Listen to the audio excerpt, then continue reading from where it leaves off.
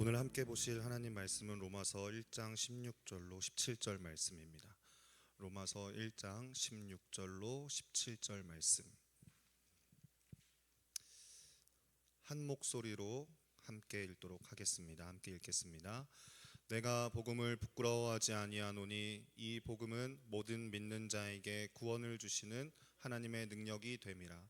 먼저는 유대인에게요 그리고 헬라인에게로다. 복음에는 하나님의 의가 나타나서 믿음으로 믿음에 이르게 하나니 기록된 바 오직 의인은 믿음으로 말미암아 살리라 함과 같으니라. 아멘. 십자가의도 네 번째 시간입니다. 바울 사도를 통해서 로마서를 통해 기록되어진 그 복음의 적나라한 표현들은요, 이미 하나님 마음 안에서 창세전에 예비되어진 하나님의 기쁨으로 말미암아 구원받아야 될 대상이 되어버린 우리에게 주신 하나님 수준의 복음이었습니다. 그러니까 이 복음을 이해하기 위해서는 우리가 하나님의 마음을 품지 않고서는 그 복음을 이해할 수가 없고요. 그리고 그 복음이 우리에게 실제가 되어지기 위해서는 그 복음을 우리에게 주시고자 하셨던 하나님의 마음이 무엇이었는지 우리의 마음 한편에 공감하지 않고서는 그 복음을 이해할 수도 받아들일 수도 없는 것이죠.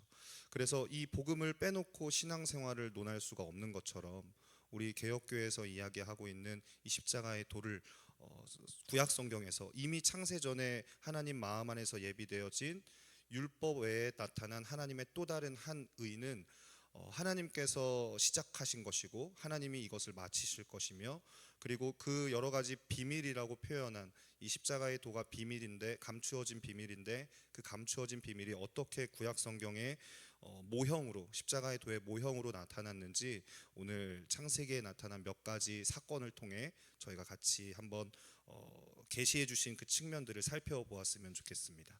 창세기 3장 21절 말씀 같이 한번 읽어보겠습니다. 함께 읽겠습니다. 시작. 여호와 하나님이 아담과 그의 아내를 위하여 가죽옷을 지어 입히시니라. 아멘. 아담과 하와가 무화과 나무 잎으로 자신의 수치를 가리기 위해서 옷을 지어 입은 것은 말 그대로 처량하기 짝이 없는 신세를 너무나 명확하게 보여주는 모습이었습니다. 어떻게 보면 인류 최초의 의상이잖아요. 그렇죠? 그 전에는 뭐 옷을 만들어 입었다거나 이런 표현이 없었기 때문에 그런데 이 나뭇잎이 맨살에 그냥 붙었을 리는 없고, 제가 그냥 생각해 봤을 때에 뭐 넝쿨이나 이런 걸로 이렇게 끈같이 엮어서 그것을 뭐 무화과 나무 잎을 엮어서 뭐 어떻게 만들었겠죠. 하지만 이 이파리라고 하는 것이 몸뚱이에서 떨어져 나오는 순간 마르기 시작해서 금방 시간이 지나면은 그 생기를 잃어버리고 바스스 부서지는 그 이파리로 변해서 마르고 부서질 수밖에 없었습니다. 그런다고 그 아담과 하와가 죄로 말미암아 자신이 깨닫게 되어진 그 수치가 가려지지 않는다는 것을 주님이 너무나도 잘 아셨기 때문에 아담과 하와에게 비록 범죄해서 하나님 곁을 떠나버린 후였지만 그들에게 가죽옷을 지어 입혀주셨습니다. 그러니까 에덴 동산 안에 아담과 하와가 범죄하기 이전에는 한 번도 존재하지 않았던 죽음이라는 것이 처음으로 이제 발생한 가축이긴 하였고 동물이기는 하였지만 어쨌든 죽음이라는 것이 처음으로 시행되어진 그 때였습니다. 저주받은 이 죄된 인간이 자신의 죄책감을 무마하려고 또 위로받고 수치를 가려보려고 이런 일들을 행하게 되어집니다. 무화과 나무 잎을 엮어서 치마를 만드는 이 행동은 아담의 후손들에게 계속적으로 반복되고 있습니다. 그래서 죄인들의 특징이 바로 이와 같은 모습이죠. 의사결정이 자기에게 있고 하나님의 의견이 중요하지 않고 모든 판단의 주관자가 자기에게 맞춰져 있게 되어지는 것이죠. 우리는 이 알량한 선행, 또 율법 준수, 그리고 또 인간적인 모든 노력과 최선으로 부끄러운 자기 실존의 모습을 가려보려고 시도합니다. 크리스마스 트리는 보기에는 굉장히 아름답습니다. 화려하고 아름답죠. 어떤 나무보다도 제철에는 12월 시즌 때에는 어떤 나무보다도 더 번쩍번쩍거리고 보기에 아주 화려한 나무입니다. 그렇지만 그것은 나무 자체의 아름다움이라기보다는 누군가가 매달아 준 것이죠. 주렁주렁 갖다 붙이고 매단 수많은 장식 덕분에 그렇게 빛나 보이는 것입니다. 그런데 12월 달이 지나고 뭐 길게 봐서 1월, 2월이 지나고 난 후에 먼지가 수북히 쌓인 크리스마스 트리를 한번 상상해 보시면 좋을 것 같아요. 철이 지난 이 크리스마스 트리는 한 구석에 먼지가 쌓이고 퇴색한 금줄이 그대로 늘어져 있어서 이제 교회 이제 예민하신 권사님들이 지나가다가 참다 못해서 치우는 그런 결과로 이어지게 될 수밖에 없죠.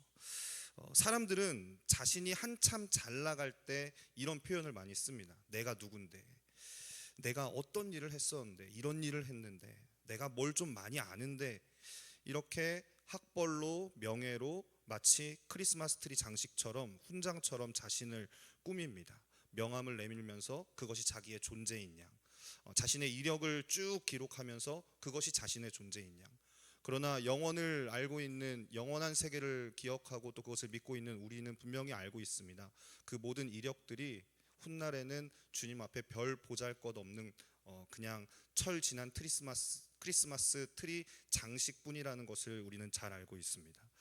이렇게 덕지덕지 붙어있는 것이 나 자신이라고는 말할 수 없습니다. 그것은 자신에게서 나온 것이 아니고 시간이 지나면 그것이 다 무효가 되는데도 그것이 자기 존재인 양 착각하며 살아가는 것이죠. 크리스마스 트리를 철거하면서 거기 달린 온갖 장식을 뜯어내고 난 이후면은 남게 되어지는 것은 삐쩍 말라붙은 초라한 나무만 남을 뿐입니다. 살아있는 나무와 크리스마스 트리는 확실히 다릅니다. 산 나무는 죽은 것 같아도 겨울이 지나고 봄이 찾아오면 때가 되면 스스로 열매를 맺습니다. 그 다음에 또 나뭇잎이 떨어지고 열매가 지나고 계절이 바뀌는 동안 죽은 것처럼 보이긴 하지만 그래도 다시 열매를 맺습니다. 하지만 크리스마스 트리는 그렇지가 않습니다. 갖다 붙인 장식을 떼어내면 삐썩 마른 자기의 실체만 남게 되어지는 것이죠. 표현을 이렇게 하였지만 이것이 범죄한 이후에 생명의 근원에서 잘려나간 아담과 하와의 슬픈 자화상의 모습입니다. 이것이 역사의 대를 이어서 오늘날 저와 여러분에게도 이어지고 있습니다.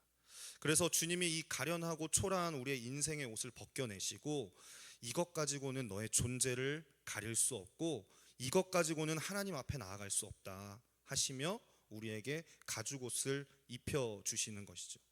인간에게서 난 자기의라든지 자신의 어떤 노력으로도 자기를 위장할 수 없고 아무리 대단한 자격을 갖다 붙여도 이것으로 하나님 앞에 나아갈 수 없다. 율법의 의로도 죄를 깨닫게 되어질 뿐이지 존재적인 절망을 깨달을 뿐이지 그 율법을 지킬 수 없는 너 자신의 한계에 부딪혀서 너는 절망할 것이다. 하나님 앞에 나아갈 수 없다. 이 가죽옷을 지어 입히신 하나님의 계시는 우리의 의로는 하나님 앞에 나아갈 수 없다는 의미를 성경을 통해 우리에게 명확하게 보여주고 계시는 것이죠. 여기서 십자가의 도의 비밀이 계시되어집니다. 하나님의 구원을 통해서 우리에게 주시는 십자가의 도는 바로 무엇이냐면 입혀지는 의가 되어질 것이라는 거예요. 의로움을 우리 스스로 지어 입을 수 없고 하나님의 구원을 통해서 우리에게 주시는 십자가의 도, 이 비밀은 바로 하나님께서 우리에게 지어 입혀주시는 의가 될 것이라는 것입니다. 내 존재가 의로워서 내게서 나온 무엇을 가지고 하나님 앞에 나아갈 수 있는 것이 아니라 아니야, 하나님이 입혀주셔야만 해.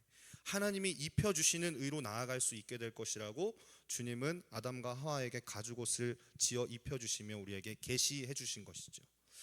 가죽옷 계시에서 발견할 수 있는 또 하나의 특징이 있습니다. 가죽이 생기려면 어떻게 해야 될까요? 짐승을 잡아야겠죠. 한 짐승을 잡아야만 합니다. 여기에는 반드시 피 흘림이 전제되어져 있습니다. 이 피 흘림이라고 하는 대속의 죽음이 있어야 이 입혀주는 의가 가능하다라는 것이에요. 그러니까 십자가의 구속에는 반드시 피 흘림이 포함될 것이라는 것을 성경에 우리에게 일러주고 있는 것이죠.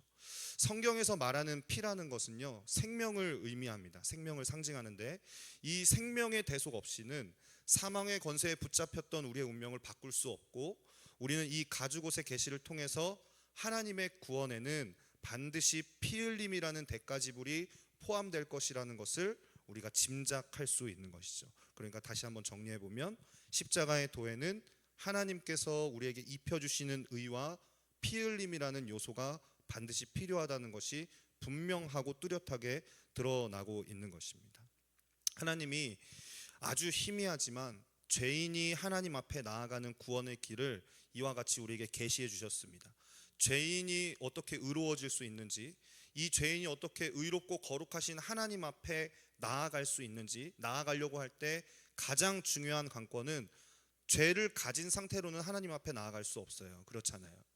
그래서 주님 앞에 나아갈 수 없고, 왜냐하면은 하나님은 죄를 발견하는 즉시 그 죄에 대해 심판자로 돌변하시는 분이십니다. 하나님은 죄에 대한 진노의 본성을 갖고 계시기 때문에 곧바로 심판자로 돌변하시고, 거룩함이 없이는 그 어떤 누구도 하나님의 존전에 주님을 보지 못하고 반드시 심판을 받을 수밖에 없어요. 하나님을 보는 게 능사가 아닌 거죠. 그래서 제 주변에 제 믿지 않는 친구들에게도 전도를 하다 보면 간혹가다 들리는 얘기가, 보여주면 믿을게, 이렇게 얘기를 해요. 그럼 저는 이제 반문을 하죠. 보면 넌 죽어. 넌 끝이야. 보지 못하는 게 너에게 은혜다. 그러니까 보지 않고 믿게 되는 은혜가 있기를 소망하고, 왜냐하면 범죄자가 경찰이 어디 있어? 경찰 보여줘. 보여주면 믿을게. 이렇게 얘기하는 건 미련한 짓입니다. 도둑질을 하다가 집주인이 들어와가지고 당신 경찰 부를 거야 이러는데, 경찰이 어디 있어? 경찰을 보여주면 믿겠어? 이렇게 얘기하는 미련한 도둑이 어디 있겠어요? 그 도둑이 경찰을 보여주면 곧바로 철컹철컹인데, 그 사실을 모른 채 보여주면 믿겠다라는 얘기하는 거는 죄인들의 상식선에서 너무나 바보 같은 대답인 것이죠. 아무튼 하나님을 보는 게 능사가 아닙니다. 잘못 보면 죽기 때문에 그렇습니다. 따라서 하나님 앞에 나아가려고 할 때는 대책 없이 나아갈 수 없습니다. 반드시 하나님의 심판에 대한 대책을 세우고 나가야 됩니다. 그것을 하나님 편에서 잘 아시고 우리에게 허락해 주신 제도가 있는데, 그게 무엇이냐면 바로 제사라고 하는 제도입니다. 그냥 나오면 안 되니까 제사 제도를 통해서 하나님 앞에 나올 수 있는 제도를 주님께서 우리 편에게 마련해 주신 것이죠. 창세기 4장 3절에서 5절 말씀 같이 한번 읽어보도록 하겠습니다. 창세기 4장 3절에서 5절 말씀 함께 읽겠습니다. 시작. 세월이 지난 후에 가인은 땅의 소산으로 제물을 삼아 여호와께 드렸고, 아벨은 자기도 양의 첫 새끼와 그 기름으로 드렸더니 여호와께서 아벨과 그의 제물은 받으셨으나 가인과 그의 제물은 받지 아니하신지라. 가인이 몹시 분하여 안색이 변하니. 오늘날 남북이 군사 분계선을 넘어서 유일하게 합법적으로 만날 수 있는 장소가 있다면 그것은 JSA라고 불리우는 판문점 공동경비구역일 것입니다. 거기는 합법적으로 이제 합의하에 만날 수 있는 구역입니다. 이와 같이 하나님께서 우리에게 유일하게 열어놓으신 통로가 바로 이 제사라는 방법입니다. 하나님도 우리를 심판하지 않아도 되고, 그리고 죄인도 벼락을 맞지 않도록 하나님이 마련해 놓으신 길입니다. 그러니까 하나님의 공의로움에도 문제가 없고, 하나님께 나아가는 죄인된 인간도 하나님의 의에 충족된 상태로 하나님을 만날 수 있는 것이죠. 어쨌든 이 제사 제도라는 것을 통해서 가인과 아벨이 두 사람이 제사를 드리며 하나님 앞에 나아갔습니다. 그런데 하나님께서 아벨의 제사는 받으셨는데 가인의 제사는 받지 않으셨다라는 표현을 씁니다. 그렇다면 하나님께서는 하나님이 본인이 받으시는 예배가, 받으시는 제사가 분명히 있는 것이고 받지 않으시는 제사가 있다라는 것이 분명하게 이야기하고 있는 기준이 있다는 것이죠. 표현은 그렇습니다. 가인은 농사하는 사람이라서 농산물을 바쳤고, 아벨은 양을 치는 사람이라서 양을 바쳤습니다. 그런데 성경 어느 표현에도 가인은 썩은 것을 드렸고 아벨은 최상급으로 드렸다라는 표현이 없어요. 그러니까 우리가 주일학교 때 막 드리기로 막 예배 드릴 때 최고의 것으로 드려야 되겠는데, 아벨은 극상 2+ 고기로 드렸고, 그리고 저기 누굽니까? 가인은 저기 좀 별로 안 좋은 뭐 좀 썩은 거, 자기 좋은 거 다 먹고 안 좋은 걸로 드렸기 때문에 하나님이 이거 좋은 걸 잘 구별할 줄 아는 백종원 같은 그런 미식가셔가지고 그걸 안 받으셨다. 이런 표현들로 가르치는 것은 너무나 옳지 않은 모습입니다. 왜냐하면 성경에 없는 기록이기 때문에 그래요. 두 사람 다 모두 제사에 대한 기본적인 지식이 있었다면 최선의 것으로 바쳤겠죠. 그런데 하나님께서 하나는 거절하시고 하나는 받으셨습니다. 그렇다면 하나님이 용납하시는 제사와 용납하실 수 없는 제사의 기준이 무엇인지, 무슨 기준으로 하나는 받고 하나는 안 받으신 것인지, 이 일에 대한 성경의 대답이 히브리서에 기록되어져 있습니다. 히브리서 11장 4절 말씀 같이 한번 읽어보겠습니다. 시작. 믿음으로 아벨은 가인보다 더 나은 제사를 하나님께 드림으로 의로운 자라 하시는 증거를 얻었으니 하나님이 그 예물에 대하여 증언하심이라. 그가 죽었으나 그 믿음으로써 지금도 말하느니라. 아멘. 이 말씀에 몇 가지 용어가 등장하는데 첫 번째는 의라는 용어입니다. 이 의로운 자라 하시는 증거를 얻었으니 라는 말씀의 뜻은 하나님이 아벨을 의롭다라고 인정해 주셨다라는 것입니다. 근데 그 이유에 대해서 성경은 뭐라고 얘기하냐면 하나님께 아벨은 믿음으로 제사를 드렸다라고 말씀합니다. 여기서 믿음이라는 단어가 등장하고 있죠. 그러니까 따라서 우리가 하나님이 십자가의 도를 통해서 허락하시는 구원의 놀라운 방법에는 반드시 이 믿음이라는 것을 요구할 것이구나 라는 것을 짐작해서 알 수 있는 것입니다.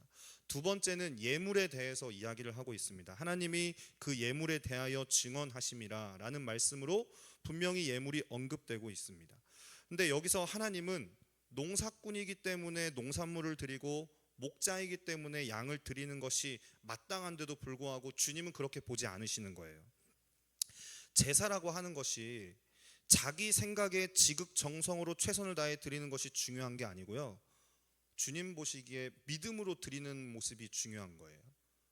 그러니까 나의 최선과 나의 열심으로 예배를, 내 생각에는 이 정도면 하나님도 기뻐하실 만한 예배가 되어질 것 같은데, 내가 이렇게 최선을 다해서 예배를 드렸는데 당연히 하나님도 기뻐하시지 않을까라는 생각은 너무나 큰 오산이라는 것이죠.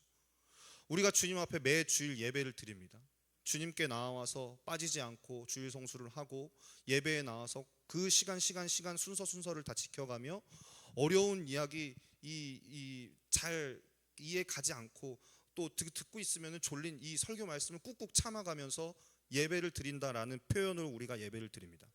그런데 이 예배와 제사라는 것은 자기 생각에 지극정성으로 최선을 다해 드리는 것이 중요한 게 아니고 하나님 편에서 받으시는 믿음으로 드리는 예배가 중요한 것이고 믿음으로 드리는 제사가 중요하다라는 거예요.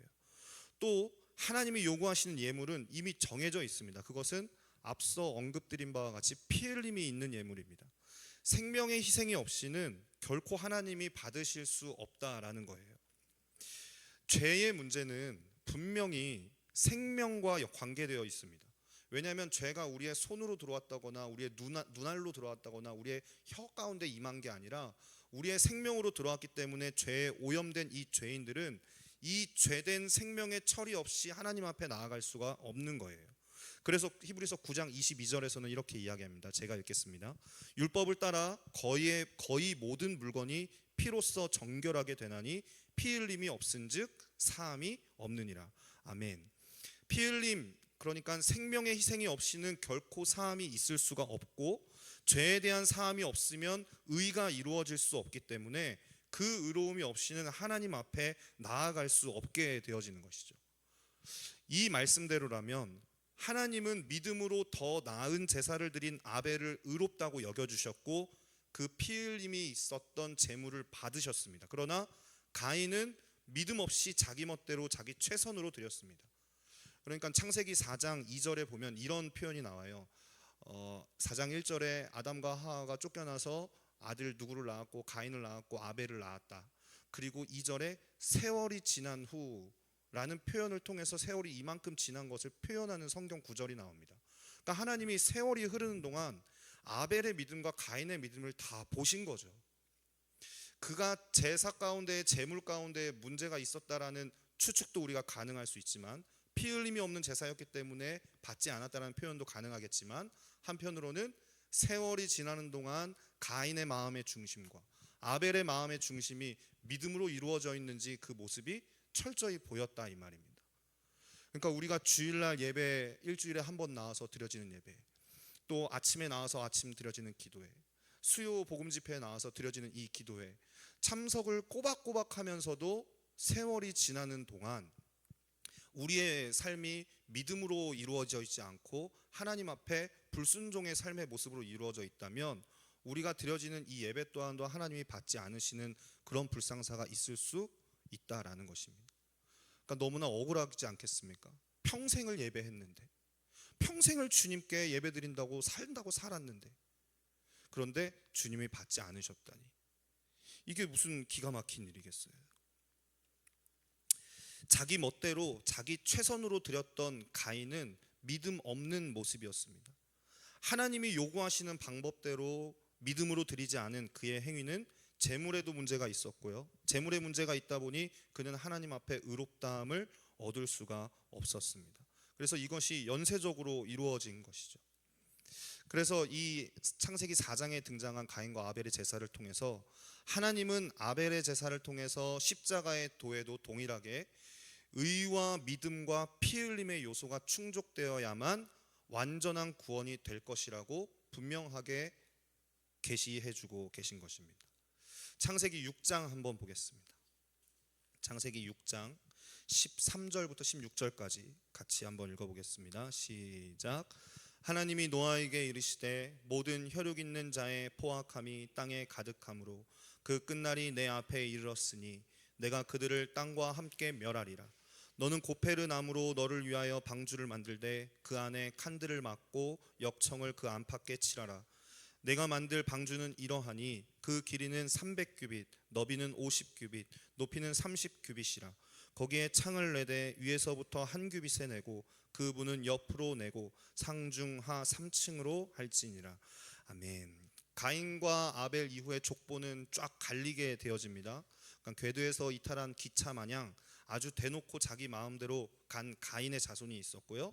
그리고 아벨의 후손, 그러니까 아벨을 대신해서 주님이 허락해 주신 셋이라고 하는 이 자녀를 통해 낳게 되어진 후손으로 그나마 기준을 가지고 살아온 이 믿는다고 말하는 이 모태신앙의 혈통이 그 명맥을 이어가고 있었습니다. 그런데 사람들이 땅 위에 번성하기 시작할 때 사람들이 번성한다는 말은 다른 표현으로 하면 죄도 이 땅 가운데 번성하게 되어진다는 표현인 거죠.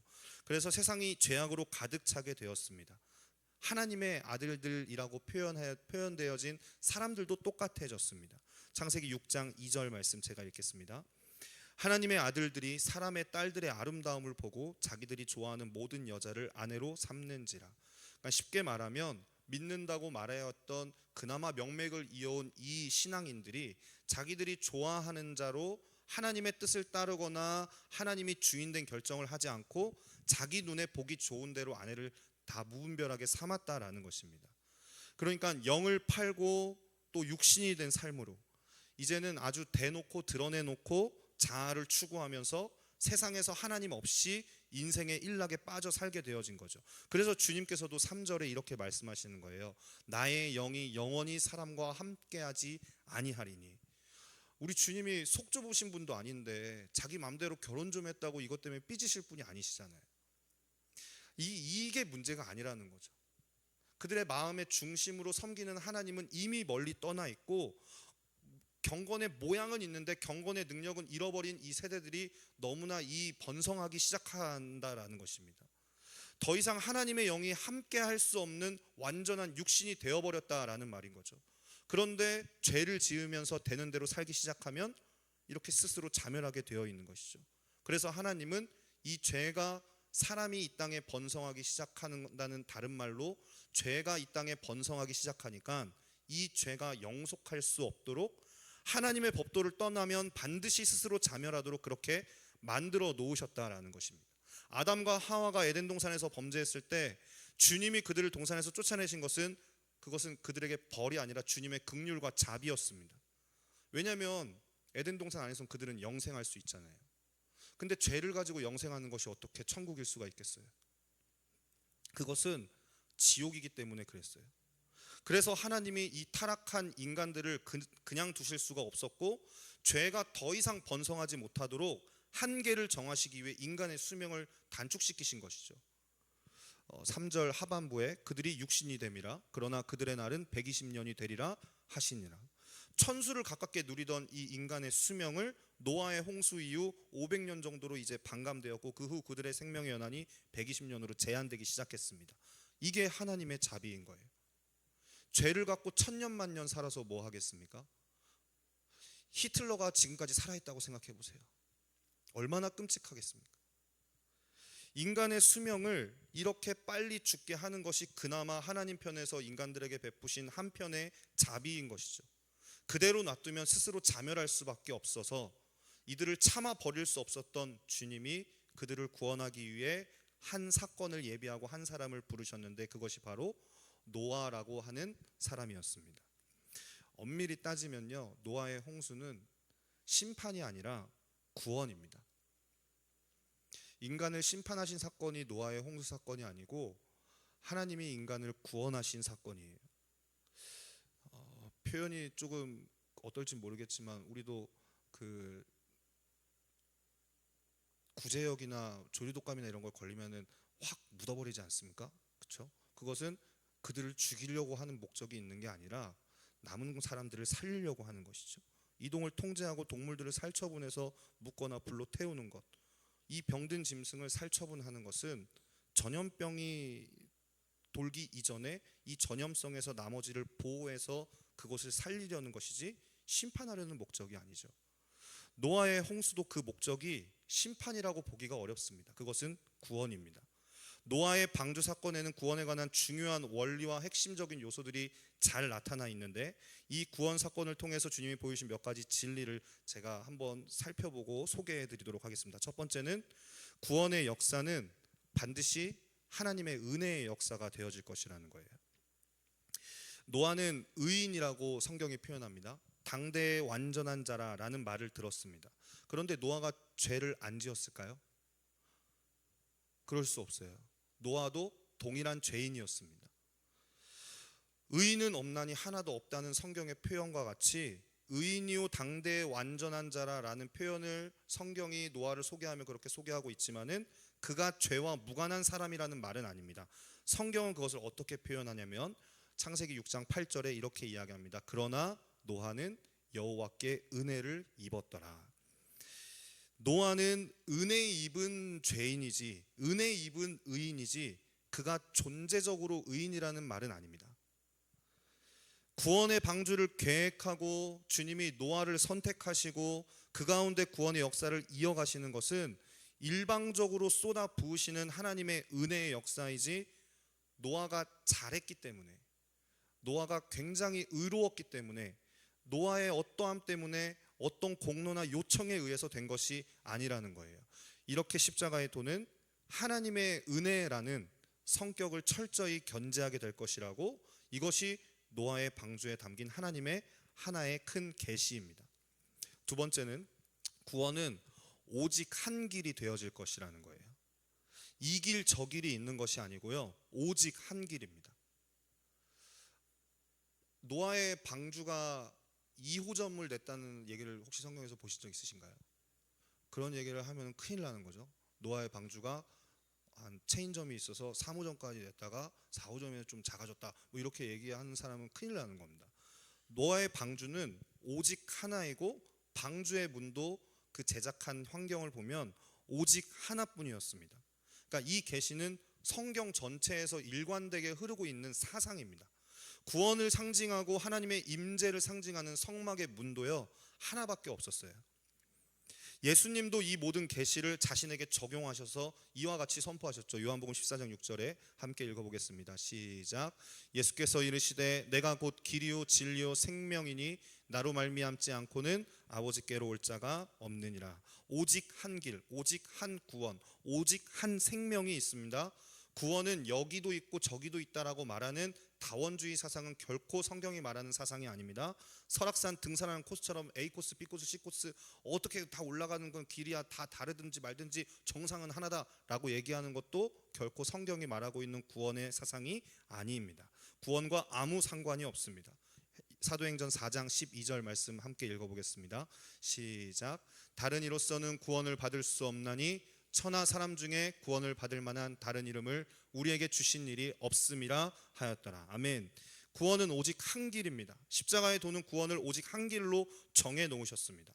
모든 사람을 구원할 수 있는 이름은 오직 하나밖에 없습니다. 아시아 사람이든 동북 베트남 사람이든 오직 아프리카 사람이든 고대인이든 현대인이든 잘난 사람이든 가난한 사람이든 못난 사람이든 모든 사람이 구원 얻는 헷갈리지 않는 길, 동서남북 어디서나 나아가야 하는 하나의 길은 오직 한 길, 오직 예수 그리스도밖에 없음을 성경은 우리에게 이야기하고 있습니다.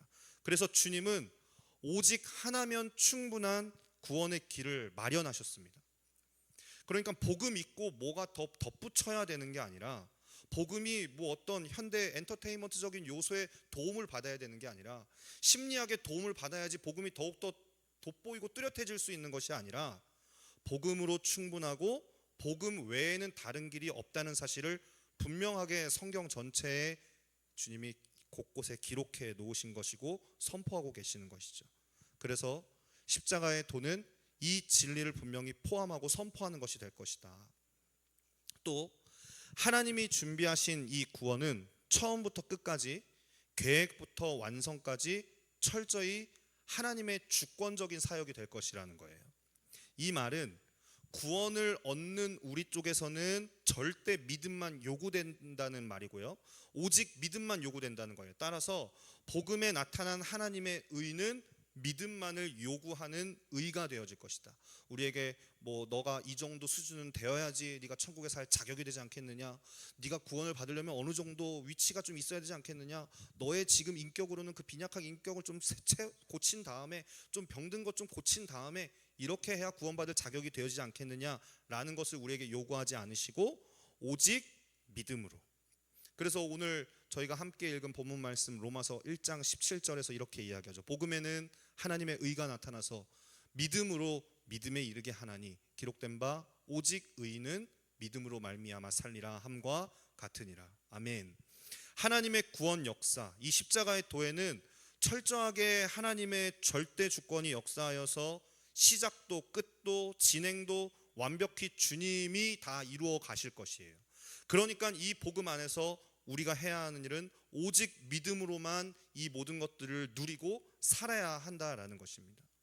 아멘이시죠? 더 요구되어진다면 그것으로 더 괜찮으시겠어요? 그렇지 않으시죠. 믿음으로만이기 때문에 우리가 아멘으로 주님 앞에 감동하며 감격하며 나아갈 수 있는 것이죠. 주님은 이 십자가의 도에 이 요소가 정확히 존재할 것이라고 분명히 말씀하고 계시는 거예요. 방주를 통한 이 구원의 역사로 구원 얻는 모든 대상자에게는 처음부터 끝까지 이와 같이 오직 믿음만 요구되어졌다라는 거예요. 노아에게도 오직 믿음뿐이었습니다. 배를 짓는 이 조선공학은 항공공학만큼이나 어렵다라고 이렇게 이야기들을 하더라고요. 엄청난 첨단 기술을 필요로 한대요. 그런데 하나님이 배를 지어본 적이 없는 노아에게 엄청나게 큰 배를 만들라고 명령하셨습니다. 그것도 120년입니다. 120년이라는 세월 동안 그것도 바닷가에 만든 게 아니라 산 꼭대기에다가 만들라는 것은 처음 이 일을 시작하신 하나님께서 노아에게 요구하신 것은 믿음밖에 없으셨다라는 거예요. 배를 짓는 일만 믿음이 필요했을까요? 아니요. 믿음 없이는 한순간도 감당할 수 없는 일상투성인 거예요. 짐승 데려오는 거 한번 생각해 보세요. 그래서 막 짐승을 몰았을 일도 없을 거고, 어떻게 그 짐승들을 한 쌍씩 데려오는 일을 믿음 없이 할 수가 있었겠어요? 짐승은 일부 그 일처제가 아니지 않습니까? 제멋대로 다니는 사자를 어디 가서 부르며 한 마리를 간신히 끌어다 놓으면 다른 놈 데리러 갔다 오면 그 놈이 또 사라져 있고, 양 한 쌍을 데려다 놓고 그 다음에 이리 한 쌍을 데려다 놓으면 갔다 오면 이리가 배불러져 있고 양은 없어져 있고, 이런 일들이 얼마나 비일비재하게 많이 있었겠어요. 자기 믿음 없이는 할 수 없는 수많은 일들이 있었겠죠. 짜증나고 막 우울하고. 그런데 노아는 믿음으로 주님이 하라고 했으니까, 주님이 하신다고 하셨으니까, 주님이 하실 것이니까 이러고 고민 하나도 안 하고 믿음으로 순종만 했더니 오게 하시는 분도 주님이시고 들어가게 하시는 분도 주님이 하신 것이죠. 그들이 방주 안에서 1년 동안 살았습니다. 배 안에서 무슨 일이 일어나려고 하면은 얼마나 많은 일이 벌어졌겠습니까? 애써서 방주에 태운 그 짐승들끼리 서로 잡아먹는 일이라도 생기면은 그 동물은 멸종이에요. 그렇잖아요. 한 쌍씩만 이렇게 태우라고 하셨으니까. 말짱 도루묵이에요. 그러니까 지뢰가 사방에 널려져 있는 거예요. 한순간도 매일 믿음 없이는 못 살아요. 방주를 만든 그 설계도를 성경에 기록되어진 대로 봤더니 사방에 창이 하나도 없어요. 문 닫히면 끝이에요. 창은 오직 머리 위에 하나 조그맣게 내놓는 거예요. 하늘만 바라보면서 산 거죠. 비가 언제 그치는지, 이 문이 어떻게 언제 열리게 되어지는지, 이 안에 있는 동물들은 또 어떻게 처리해야 되는지, 매 순간 구원의 복음은 오직 믿음으로만 누리는 것이었습니다. 그러니 노아와 그의 가족들이 방주 안에서 무엇을 했을 것 같으세요, 여러분? 소망이 어디 있었겠어요? 다른 것이 없어요. 방주는 돛대도 없고 그 삿대도 없어요. 걱정이 없어요. 주님이 인도하시는 대로 멈출 때까지. 키가 없으니까 어디로 갈지 고민도 하지 않았습니다. 방주에 오른 그 순간부터 내릴 때까지 노아의 가족들은 무엇으로 사는 것입니까? 믿음으로 사는 거예요. 근심, 걱정 없이 오직 믿음으로 하늘에 난 조그만 창 하나 바라보면서 주님만 바라보면서 주님만 찬양하고 주님께 예배드리고 그것 말고는 할 일이 그에게 없었습니다. 주님은 오늘 십자가의 도의 모형들을 통해서 우리에게 구원이 어떻게 주어지게 되어질지, 그 구원은 어떤 모양으로 우리에게 주어지게 되어질지 그것에 대한 분명한 계시를 우리에게 해주셨습니다. 구원 얻는 모든 대상자에게는 오직 이 믿음만을 요구하고 계시다라는 것입니다. 가련한 우리의 인생을 주님이 벗겨주시며 주님이 입혀주시는 의. 야, 너의 어떠함은 그것으로 설명할 수 없어. 너의 존재를 설명하기 위해서는 반드시 나를 알아야 돼. 하나님 안에서 발견하는 내 자아가 아니고서는 그 어느 누구도 그 자신의 자존감을 발견할 수가 없어요. 그러니까 저희가 가르치는 청소년들, 우리 다음 세대들, 이들에게 주님을 가르치지 않고 복음을 이야기하지 않고 그들의 자존감을 세워준다, 그들의 어떤 존재를 설명할 수 있다, 그것은 거짓말인 거예요. 그것은 가짜 명함을 그들에게 달아주는 것과 다르지 않습니다. 어느 순간 다 떨어져 없어질 트리에 세워주는 장식과 똑같은 걸 그들에게 채워주고 있는 거예요. 그의 본질이 어떻게 스스로 열매를 맺을 수 있는 생명력 있는 나무가 되어줄 수 있는지, 그것은 오직 우리 주님만 말씀해 주실 수 있는 거예요. 믿음으로 드리는 우리의 예배는 어떤지 이 시간 한번 또 돌아보는 귀한 시간이 되었으면 좋겠습니다. 가인과 아벨은 다 좋은 것 드렸습니다. 자기 나름대로 기준을 가지고 가인도 하나님께 최선을 다해 예배 드렸습니다. 제사 드렸습니다. 하지만 주님이 기뻐하시는 제사가 아니었던 것이죠. 내가 드려지고 있는 이 제사와 예배는 어떻습니까? 하나님 앞에 나아가는 우리의 삶의 모양은 어떻습니까? 오직 믿음으로 의롭다함을 받은 아벨의 모양과 우리의 모양이 같은 모양으로 주님께 드려지고 있는지 우리가 이 시간 한번 살펴보는 시간이 되었으면 좋겠습니다. 오직 한 길입니다. 그리고 오직 우리에게 믿음만을 요구하고 계십니다. 이 믿음을 주님 앞에 올려드리는 귀한 은혜의 시간 되어졌으면 좋겠습니다. 우리 같이 찬양 드리고 기도하도록 하겠습니다.